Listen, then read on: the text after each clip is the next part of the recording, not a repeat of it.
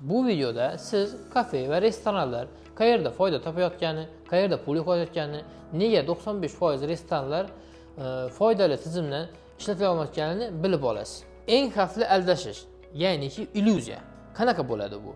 Bu illyuziya sizni savdoyingiz oshadi, odamlar ko'p, kuxnyada ish bo'lyapti. U degani sizni foydangiz oshdi degani emas. Ya'niki u bilan sizda ekspluatatsiya rasxodlar ham oshadi. Keyin oyligingiz ham oshadi. Zakupga bo'lgan rasxodlaringiz ham oshadi. Keyin bundan keyin siz foydangiz oshadi degani emas. Foydangiz 0 bo'lishi mumkin yo minusga ham bo'lishi mumkin. Buni premyerini siz bilan hozir doskada ko'rib chiqamiz. Keling oddiy hisobda ko'rib chiqamiz. Birinchi variantimizda sizni restoraningiz oyiga 300 million obrot qilyapti. Savdo foiz. Shu 300 millioningizda food costingiz 65% kelib chiqyapti. Uni qanaqa hisoblaymiz desangiz, premyerda ko'ramiz. Oshni olsak, pulovimiz o'zi 60 ming bo'lsa, sotiladigan narxi, uni tan narxi, ya'niki produktning narxi 39 ming bo'lib chiqsa, bizning food costimiz 65% bo'ladi. Agar biz 300 milliondan 65% ni food costni faqatgina produktlarni pulini minus qilib tashlasak, bu 195 million bizlar produktga pul yo'qotgan bo'lamiz. Agar 195 million food costimizni minus qildik, bizda 105 million pul qoldi. Bu sof foyda emas hali. Bu 105 million qolgan pul produktdan tashqari. Agar biz 105 milliondan ekspluatatsion rasxodlarimizni minus qilsak, u nima kiradi? Arenda, svet, gaz, ishchilarning oyligi, amortizatsion rasxodlar, kutilmagan doполнительный rasxodlar bo'ladi restoranda. Ularni olib tashlasak, plus minus 5 million sof foyda qolyapti sizga. Bu лучшем случае. Agar sizda вообще minus ham bo'lishi mumkin yo 0 даже. Agar biz buni birinchi variantda ko'rib chiqdik. Endi ikkinchi variantda ko'rib chiqamiz. Siz o'ylaysizki, 300 millionni ko'paytiraman. 300 millionni biz hozir ikkinchi variantda ko'rib chiqamiz. 300 millionni 350 million qildik. Дополнительно 50 million qo'shdik bu yerga. 50 millionni qo'shganimizda food costimiz shunaqa 65 million bo'lib 65% bo'lib qoldi. 65 million foiz bo'lib qolganda 350 milliondan 65% food costimizdan olib tashlasak, ya'niki biz 227,5 million produktga pul sarflaganmiz, faqat produktdan o'ziga. Bizlarda 122,5 million pul qoladi. Endi farqi 17,5 million. Nima bilan? 105 million bilan 122,5 millionni farqi 17,5 million bo'lib qoladi. Siz o'ylaysiz 17,5 million farqi juda katta. Zo'r deb o'ylaysiz. Endiki biz ko'rib chiqamiz. Siz shu дополнительно 50 million plus 300 million 50 million plus qilishingiz uchun qancha kuch sarfladingiz? U aytgandek 65% food costingiz.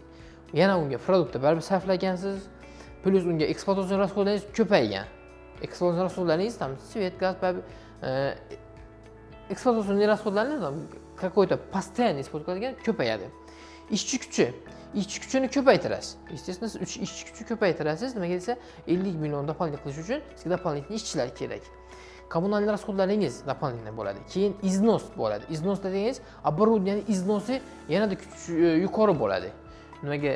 Дополнительный потеряlaringiz ham bor. Ularni примерно hisob-kitob qilsak, ya'niki bizga xuddi shu yana 5 million yo plus minus вообще 0 ham qolib turgan bo'lishi mumkin. Foyda bizda sof foyda ko'tarilmadi. Bizda оборотni qanchaga ko'taraversak, sof foydamiz ko'tarilmaydi. Nimaga desa, biz ekspluatatsion rasxodlarimiz ham ko'payadi, food costimiz ham shu 65% qolganmi, u o'zgarmaydi. Savol tug'iladi. Restoran unda qayerda pul topadi deysiz? Bizlar hozir siz bilan shuni ko'rib chiqamiz. Menyuni 4 ta kategoriyaga bo'lishimiz kerak. Qanday bo'ladi? Unda bizda pozitsiyalarimiz brilliantoviy pozitsiyalar, ishchi otlar, muammoli yulduzlar va balast. Hozir biz siz bilan ko'rib chiqamiz shularni. Birinchisi brilliantlar. Brilliantlar bu degani marjinalisi yuqori, lekin talab past bludalar. Ikkinchisi ishchi otlar. Talab yuqori, lekin foyda kam, marjinalisi past. Uchinchisi muammoli yulduzlar. Bu degani foydasi yaxshi, lekin talab past. Uchinchisi balast, bu talab ham past, marjinalisi ham past. 80% restoranlar 60-70% savdosini ishchi otlarda qilishadi. Bular qanaqa bludalar? Plov, shashlik, qozon kebob, steak, baliq, go'shtli mahsulotlar bo'ladi. Aslan shulardan 60-70% ni restoranlar savdosini shu ishchi otlarda qilishadi. Hozir siz bilan eng muhimini ko'rib chiqamiz. Bu struktura chek. chekni strukturasi.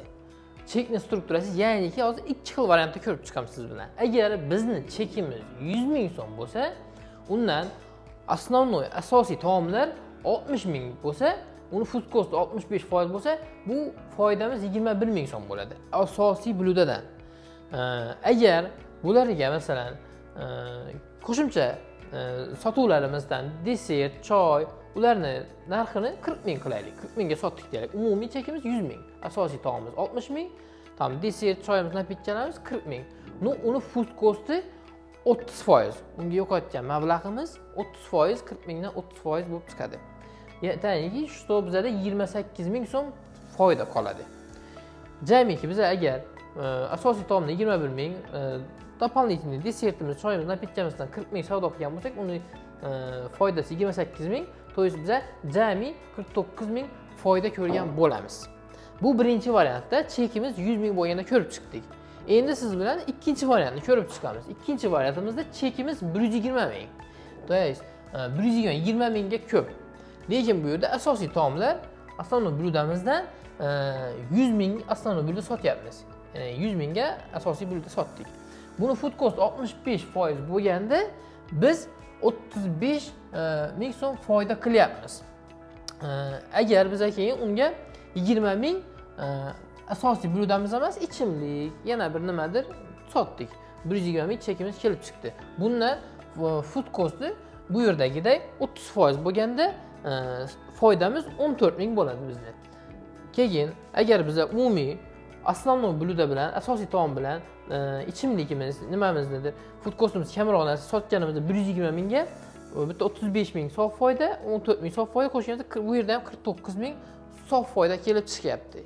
Lekin bu yerda biz siz bilan ko'rib chiqmoqchimiz, bu degani agar siz chekingizni narxini увеличить qilsangiz, sof foydangiz ham o'sadi degani emas. Sof foyda o'zgarmay qoladi. Bizlar umumiy chekni narxiga emas, chekni ichida nima sotilishiga ahamiyat qilishimiz kerak. Bu struktura cheki.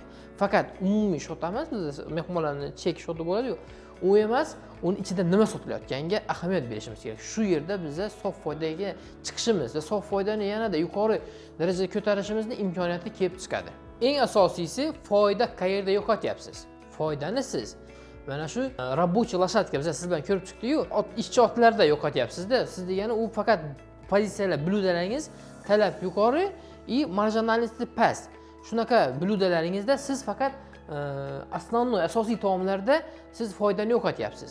Ofitsiantlaringizning motivatsiyasi yo'q. KPI sistema qo'yilmagan. Ularning motivatsiyasi boshqa sizga foyda olib keladigan pozitsiyalarni struktura chekiga qo'shib sotishga imkoniyati bo'lsa ham uni xohishi yo'q. Nimaga desa, ularda motivatsiya yo'q. Sizda avtomatik ana shu pozitsiyalaringiz sotilib turibdi, nimaga desa talab bor ularga kuchli yuqori darajada, lekin marjinalность past. Shuni hisobiga sizda umumiy oylik yo kunlik daromadingiz yuqori bo'lishi mumkin, lekin foydangiz yuqori bo'lmaydi. Asosiy xulosa, sizni restoraningizga savdo, kunlik savdongiz, oylik savdongiz qancha yuqori bo'lsa, u sizga foyda olib kelmaydi. Savdoni bizlarga chekni strukturasidagi do продажа, дополнительный marjinalность yuqori bo'lgan pozitsiyalar, ya'niki mana shu desert choylarni shular olib keladi. Agar siz restoraningizni tizimlashtirmoqchi bo'lsangiz, sof foydani yuqori darajada ko'tarib, yo'qotishni kamaytirmoqchi bo'lsangiz, pastda silka orqali biz batafsil videolarda shuni ko'rsatib o'tdik.